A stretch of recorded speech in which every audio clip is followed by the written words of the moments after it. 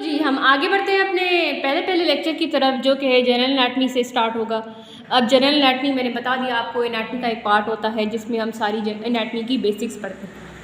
General anatomy के लिए आप जो कि आप किसी भी फील्ड से ताल्लुक़ रखते हैं, आप MBBS के हैं, आप DPT के हैं, आप नर्सिंग के हैं, आप BDS के हैं, एक ही बुक सबको रिकमेंडेड होती है जो कि BD चौरसिया, जो कि मैंने आपको यहाँ पे नेम मेंशन कर दिया है, साइड में आपको नज़र आ रहा होगा, handbook of general anatomy by BD Chaurasia,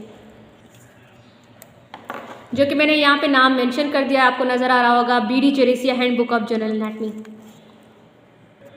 अब जनरल एनाटमी में आपके डिफरेंट चैप्टर्स होते हैं जिसको हम कवर करते हैं। सबसे पहला चैप्टर आपका है इंट्रोडक्शन का। अब इंट्रोडक्शन में सबसे पहले तो आपको एनाटमी की डेफिनेशन के बारे में बताया जाता है। मैंने आपको पहले भी बता दिया एनाटमी की डेफिनेशन के बारे में कि study of internal structure of living organism is called anatomy. क्योंकि आपका लिंक एनाटमी ह्यूमन एनाटमी के साथ है तो आप internal structure of human body पढ़ते हैं और उसको हम ह्यूमन एनाटमी कहते हैं। अब एनाटमी के अंदर डिफरेंट सब डिविजन्स हम पढ़ते हैं, जो कि एनाटमी के अंदर ही हम इन चीज़ों को कवर करते हैं। सबसे पहले होती है कैडावेरिक एनाटमी, आपकी बुक में मेंशन है कैडावेरिक एनाटमी। अब कैडावेरिक एनाटमी क्या है? कैडावेरिक एनाटमी है स्टडी ऑफ डेड बॉडी। आपकी डेड बॉडी की जो भी स्टडीज़ हम करते हैं अपनी मेडिकल स्टडीज़ के दौरान, उसे हम कैडावेरिक एनाटमी कहते हैं। कैडावेरिक एनाटमी के अंदर फर्दर दो किस्म की कैडावेरिक एनाटमी होती है। अब पहले किस्म की जो एनाटमी कैडावेरिक एनाटमी है वो है रीजनल एनाटमी। कैसे? जैसे हमारे पास कोई भी बॉडी आ गई, डेड बॉडी आ गई, तो हम उन्हें वाया रीजन्स पढ़ते हैं। जैसे आपकी एक अपर एक्सट्रीमिटी है, आपकी जो आर्म्स हैं उन्हें हम अपर एक्सट्रीमिटी करते हैं, उन्हें एनाटमी के अंदर अपर लिम्ब कहा जाता है। आपकी लोअर एक्सट्रीमिटी जो कि आपकी लेग्स है एनाटमी के अंदर, उन्हें लोअर लिम्ब कहा जाता है। हेड एंड नेक अलग रीजन है, थोरैक्स अलग रीजन है, एब्डोमेन अलग रीजन है। इन्हें हम अलग अलग रीजन करके पढ़ते हैं, उन्हें हम रीजनल एनाटमी कहते हैं। एक होती है सिस्टमिक एनाटमी। सिस्टमिक एनाटमी होती है वाया सिस्टम्स जो हम पढ़ते हैं। जैसे आप फर्स्ट ईयर इंटर में भी पढ़ते आ रहे हैं, circulatory system, nervous system, cardiovascular system, ये सारे वाया सिस्टम्स जो कि स्टडी होती है वो आपकी सिस्टमिक एनाटमी है। आपका ताल्लुक सिस्टमिक एनाटमी से कम है, आपका ताल्लुक है रीजनल एनाटमी से ज़्यादा है, तो you will study the regional anatomy in your entire anatomy subject. उम्मीद है यहाँ तक आपको समझ आ गया होगा। चलते हैं हमारे अगले टॉपिक की तरफ, जो कि है उसके बाद जी आपका आ जाता है लिविंग एनाटमी। अब लिविंग एनाटमी क्या है? एक अलाइव ह्यूमन बॉडी के अंदर हम जो चीज़ चेक करते हैं या कोई भी चीज़ ह्यूमन बॉडी को जैसे चेक करते हैं, अलाइव ह्यूमन बॉडी को, उसको हम लिविंग एनाटमी कहते हैं। अब जो इंसान ज़िंदा है, अलाइव है, उसको आप खोल के तो नहीं चेक कर सकते, कट अप करके तो नहीं चेक कर सकते। उन्हें आप कैसे चेक करते हैं? आप वाया इंस्पेक्शन, आप उन्हें इंस्पेक्ट करते हैं कि उसके अंदर क्या चीज़ नॉर्मल है, क्या चीज़ एबनॉर्मल है। आपको कोई चीज़ डिफेक्ट या कोई भी चीज़ एबनॉर्मलिटी नज़र आ रही है, आप उसे इंस्पेक्ट करते हैं। उसके बाद पल्पेट, अगर कोई चीज़ प्रॉब्लमेटिक है, जैसे आप डॉक्टर के पास जाते हैं, आप उसे कहते हैं मुझे पेट में दर्द है, तो डॉक्टर आपसे पूछता है आपको किस जगह दर्द है, तो और उस जगह वो क्या हाथ लगा के चेक करता है ना, जो हाथ लगा के चेक करना होता है उसको हम पल्पेशन कहते हैं। ठीक है जी। उसके बाद होता है परकशन क्या होता है कि कोई भी ऑर्गन है उसके नॉर्मल या एबनॉर्मल साउंड्स को हम चेक करने के लिए परकस करते हैं। परकस होता क्या है कि हम 2 फिंगर्स को टैप करके उस ऑर्गन को चेक करते हैं। जैसे कि आपका स्टमक है, जैसे कि आपका लिवर है, लिवर के उस पर्टिकुलर एरिया को, जहाँ आपका लिवर है उस एरिया को हम टैप करके चेक करते हैं स्किन के ऊपर, तो हमें पता चलता है या स्टमक के अंदर या फिर लंग्स के अंदर हमें पता चलता है ये नॉर्मल साउंड्स हैं या एबनॉर्मल साउंड आ रहा है।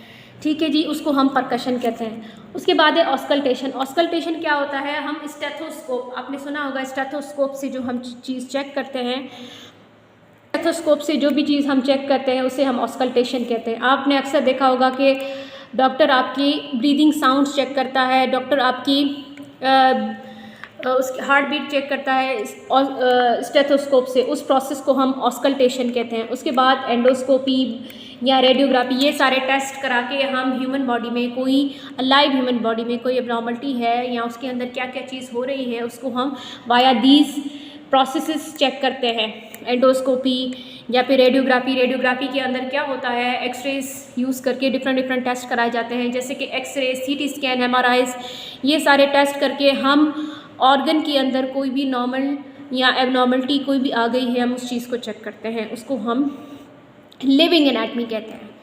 यहाँ तक आपको चीज़ क्लियर हो गई होगी इंशाल्लाह। चलते हैं हमारे अगले टॉपिक की तरफ, सब डिवीज़न की तरफ। तीसरी सब डिवीज़न जो कि है एम्ब्रियोलॉजी। अब एम्ब्रियोलॉजी क्या है? एम्ब्रियोलॉजी होती है प्रीनेटल डेवलपमेंट। प्रीनेटल डेवलपमेंट, ये प्रीनल नहीं है, प्रीनेटल है, PRENATAL, प्रीनेटल डेवलपमेंट। अब प्रीनेटल डेवलपमेंट क्या है? When the baby is inside the वॉर्म of a mother, it is called fetus. So the fetus, when it is inside the womb or intrauterine life, its development is called prenatal development. वो development जो कि intrauterine life में हो रही होती है उन्हें प्रीनेटल डेवलपमेंट कहते हैं। वो हम वाया वीक्स चेक करते हैं, जैसे फर्स्ट वीक से लेके 36 वीक या 38 वीक तक जो भी फीटस के अंदर डेवलपमेंट हो रही होती है, फर्स्ट वीक में, सेकंड वीक में, थर्ड वीक में, फोर्थ वीक में, इवन आपने देखा होगा अल्ट्रासाउंड में भी लोग देखते हैं कि फोर्थ वीक चल रहा है, फिफ्थ वीक चल रहा है, तो वो चीज़ जो भी डेवलपमेंट हो रही होती है एक फीटस की, उसको हम एम्ब्रियोलॉजी कहते हैं। ठीक है जी, यहाँ तक आपको समझ आ गया होगा इंशाल्लाह।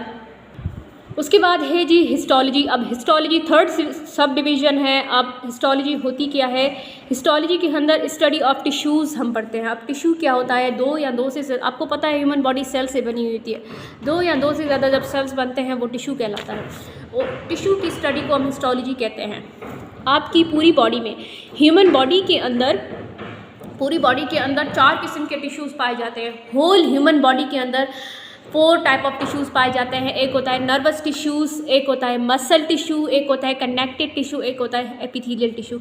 अब आप कंफ्यूज है, आपकी बॉडी में तो बहुत सारे टिश्यूज़ हैं, तो जो फर्दर जो टिश्यूज़ है इनके अंदर ही आ जाते हैं। मसल टिश्यू के अंदर आपके सारे स्मूथ स्केलेटल सारे मसल के अंदर आ जाते हैं। नर्वस के अंदर आपके सारे नर्वस सिस्टम से related brain, spinal cord, nerves, सबके टिश्यूज़ आपके नर्वस टिश्यूज़ के अंदर आ जाते हैं। कनेक्टिव टिश्यूज़ में आपके जैसे आपके ब्लड एक कनेक्टिव टिश्यू है। उसके अलावा एपिथेलियल टिश्यू जैसे स्किन या अंडरलाइंग स्ट्रक्चर्स जो होते हैं वो एपिथेलियल टिश्यू से बने हुए होते हैं, या आपकी स्टमक की लाइनिंग एपिथेलियल टिश्यू से बनी होती है। So these all type of tissues found in your human body and study of these type of tissues is called histology. I think you are clear up to this. उसके बाद आपकी 5th subdivision है surface anatomy. अब surface anatomy क्या है? Study of deeper parts of body in relation to the skin surface. Deeper parts of body in relation to the skin surface, उसको हम कहते हैं सरफेस एनाटमी। अब इसकी एग्जांपल आप ऐसे कह सकते हैं कि आपके किस टाइप के पार्ट के अंदर कौन सी नर्व है, कौन से टिश्यू है, कौन सा मसल है, कौन सा बोन है, ये चीज़ मालूम होनी चाहिए। स्किन के अंदर क्या क्या चीज़ है, उसको हम सरफेस एनाटमी कहते हैं। इसकी बेहतरीन एग्जांपल ये है, जैसे आप डॉक्टर के पास जाते हैं, सबसे पहले आपकी नर्व्स चेक करता है, नर्व्स आपके हाथ से चेक करता है। वो कौन सी आर्टरी चेक करता है? वो आपकी रेडियल आर्टरी चेक कर रहा होता है। लेकिन डॉक्टर को पता होता है कि इसी जगह स्किन के बिल्कुल थंब के बिल्कुल नीचे, स्किन के नीचे एक रेडियल आर्टरी रन कर रही होती है, उसको पल्पेट करता है। ये इन्फॉर्मेशन जो होती है वो सरफेस एनाटमी कहलाती है कि इस स्किन के पार्ट के नीचे ये मसल है, इस स्किन के पार्ट के नीचे ये नर्व जा रही है, ये आर्टरी जा रही है, ये वेन जा रही है। ये आपको जो चीज़ मालूम हो जाती है आफ्टर 4th सेमेस्टर, उसको हम सरफेस एनाटमी कहते हैं। ठीक है जी। उसके बाद है जी 6th subdivision comparative anatomy. अब कंपैरेटिव एनाटमी क्या है? Study of anatomy of other animals to explain the changes in form, structure and function of different parts of human body. आप दूसरे एनिमल्स की स्टडी करते हैं और ह्यूमन बॉडी के अंदर उसी टिश्यूज़ या उसी ऑर्गन को कंपेयर करते हैं कि इस एनिमल के ऑर्गन और इस ह्यूमन के ऑर्गन के में क्या सिमिलैरिटीज़ एंड डिससिमिलैरिटीज़ हैं। फॉर एग्जांपल, आपने एक रैबिट का हार्ट देख लिया और एक ह्यूमन बॉडी का हार्ट देख लिया और दोनों के फीचर्स को कंपेयर कर लिया और फिर ये नोट डाउन कर लिया कि इसके अंदर क्या सिमिलैरिटीज़ हैं और क्या डिससिमिलैरिटीज़ हैं। वो चीज़ क्या कहलाती है? Comparative anatomy. ठीक है जी। उसके बाद जी आपका आ जाता है 7th सब डिवीज़न, वो जो कि है फिज़िकल एंथ्रोपोलॉजी। 8 आपकी सब डिवीज़न फिज़िकल एंथ्रोपोलॉजी है। और उसके अंदर क्या आ जाता है, deals with the external features and measurements of different races and groups of people. इसके अंदर हम क्या पढ़ते हैं, आपकी डिफरेंट रेसेस के अंदर उनके एक्सटर्नल फीचर्स, उनके बिहेवियर्स, उनके कल्चर्स में जो भी डिफरेंसेस आ जाते हैं वो आपकी फ़िज़िकल एंथ्रोपोलॉजी कहलाती है। फ़िज़िकल एंथ्रोपोलॉजी भी एनाटमी के अंदर ही आ जाती है। अच्छा जी, यहाँ तक आपको समझ आ गया होगा इंशाल्लाह। चलते हैं अगले सब डिवीज़न की तरफ जो कि है अप्लाइड एनाटमी, इसको हम क्लिनिकल एनाटमी भी कहते हैं। अब 9th sub division applied anatomy जो कि वो क्या है, application of anatomical knowledge to the medical and surgical practice.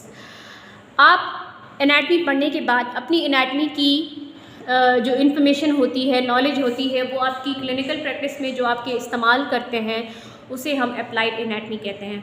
For example, एक फिज़ियोथेरेपिस्ट के पास एक पेशेंट आ गया जो कि आपको कहता है, जो कि फिज़ियोथेरेपिस्ट को कहता है कि मुझे लेग में पेन है, जो कि बैक साइड से स्टार्ट होता है लेग की और फुट तक जाता है। तो फिज़ियोथेरेपिस्ट क्या कंक्लूड करता है, इसको जो एरिया बता रहा है उस हिसाब से इसको शाटिक नर्व कंप्रेस हो रही होगी, जिसकी वजह से उसको शाटिका हुआ है। तो ये जो एनाटमिकल नॉलेज जो आपके पास आ जाती है आपकी क्लिनिकल प्रैक्टिस में जो कि इस्तेमाल करते हैं उसे हम अप्लाइड एनाटमी कहते हैं। अप्लाइड एनाटमी है, अप्लाइड एंथ्रोपोलॉजी नहीं है। ठीक है जी, अप्लाइड एनाटमी उसे हम कहते हैं। ठीक है जी, उसे हम अप्लाइड एनाटमी कहते हैं। उम्मीद है यहाँ तक आपको समझ आ गया होगा कि अप्लाइड एनाटमी हम किसे कहते हैं। चलते हैं अब अगले सब डिवीज़न की तरफ जो कि है एक्सपेरिमेंटल एनाटमी। अब एक्सपेरिमेंटल एनाटमी क्या होती है पढ़ते हैं। उसके बाद आ जाती है जी एक्सपेरिमेंटल एनाटमी। अब एक्सपेरिमेंटल एनाटमी क्या है, डिफरेंट फैक्टर्स जो कि हम पढ़ते हैं जो कि हमारे डिटरमाइन करते हैं form, structure and function of different parts of body. आपके form, structure and function different parts of body, उसके फैक्टर्स जो कि आप पढ़ते हैं उसे हम एक्सपेरिमेंटल एनाटमी कहते हैं।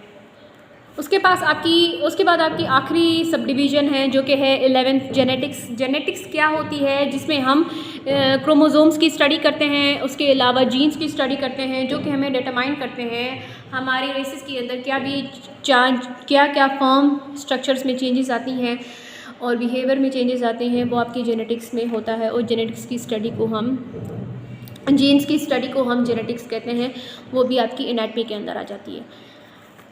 उम्मीद है आप सबको सब डिवीजन्स ऑफ एनाटमी टॉपिक समझ आ गया होगा। अब हमारे अगले टॉपिक की तरफ चलते हैं। तब तक के लिए आप अपना ख्याल रखें। मिलते हैं अगले लेक्चर में। अल्लाह हाफ़िज़।